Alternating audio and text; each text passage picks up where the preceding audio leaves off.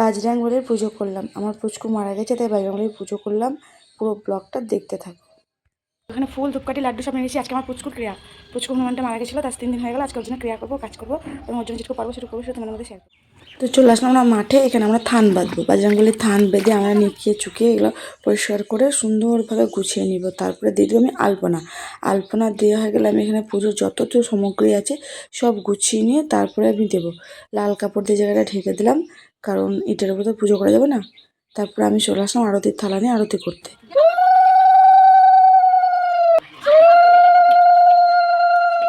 আমি একটু প্রণাম করলাম, আরও বাকি যারা ছিল সবাই ওখানে পুজো করে প্রণাম করে নিল।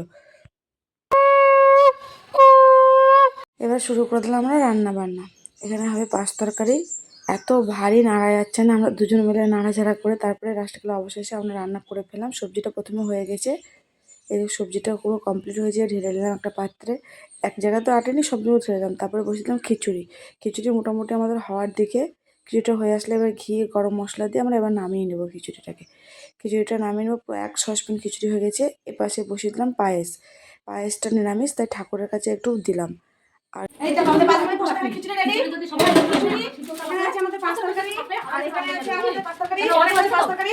এপাশে আছে চাটনি, ওদিকে পায়েস আছে, পায়েস দিয়ে দাও। এখানে আছে পায়েস। ঠিক আছে, পুরো ব্লগটা দেখার জন্য ধন্যবাদ। জয় বজরংবলী।